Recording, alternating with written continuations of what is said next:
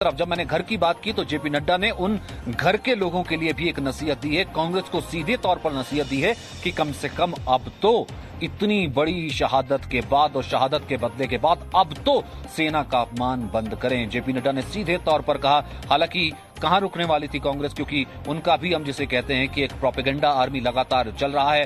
संदेश जो है वो प्रधानमंत्री को सुबह मनमोहन सिंह जी दे रहे थे कि आपने ये करना चाहिए, आप जो है कूटनीतिक प्रचार मत कीजिए, कूटनीति अपनी जगह होती है। तो सब संदेश कहीं ना कहीं भारत के लिए ही, सब संदेश और आचरण पालन करने की जो पूरी मर्यादा में रहने की बात है वो भारत के लिए ही। तो इसी को जेपी नड्डा ने कहा कि कम से कम अब अपमान करना बंद कीजिए। लेकिन उसके बाद भी फर्क नहीं पड़ा। राहुल गांधी ने वही रीट्वीट किया, मनमोहन सिंह को लिखा कि प्रधानमंत्री जी इनके सजेशंस का ध्यान दें, इनके सजेशंस ये जो उन्होंने लिखा है उसकी जो है पालन करें।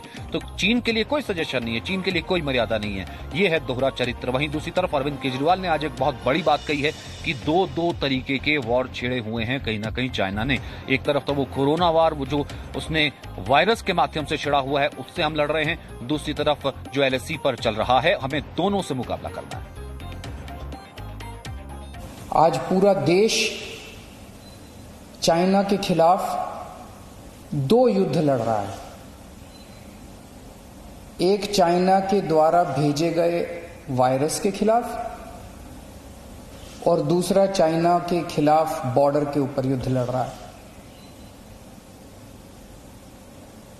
वायरस के खिलाफ हमारे डॉक्टर, हमारे नर्स, ये सब युद्ध लड़ रहे हैं और बॉर्डर के ऊपर हमारे सैनिक युद्ध लड़ रहे हैं।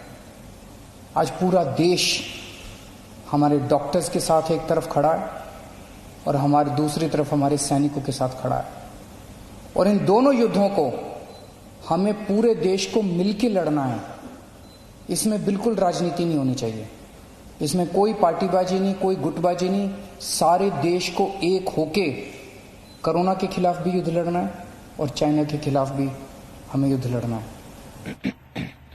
और इस वक्त हम यहां पर जो लगातार आपसे बात कर रहे हैं, ग्राउंड से ले से आपको रिपोर्ट दिखा रहे हैं, दो बड़े खुलासे और दो बड़ी ब्रेकिंग के साथ जो मैं एक छोटा सा ब्रेक लेना चाहता हूं। जो जी न्यूज ने वर्ल्ड एक्सक्लूसिव खबर दिखाई, उस खबर का पूरी दुनिया में असर हुआ, या यूं कहीं कि चीन एक्सपोज हुआ। चीन की पीएलए की तरफ से रिक्वेस्ट किया गया कि हम बातचीत करना चाहते हैं, आइए बात कीजिए। इस कारण से क्योंकि जो साइड रिक्वेस्ट करती है उसी जगह पर जो बातचीत का हट होता है वहां पर बातचीत होती है। तो भारतीय कमांडर लेवल की बातचीत वहां पर चल रही है। चीन चाहता है कि बातचीत से नतीजा निकले, लेकिन चीन का चरित्र भारत देख चुका है, इसलिए भरोसा भी नहीं किया जा सकता है। और यहां से ले से भी जो है, भले वो एयर बेस हो, भले वो आर्मी का बेस हो, पूरे तरीके से अलर्ट पर हैं और तमाम डिप्लॉयमेंट जारी है।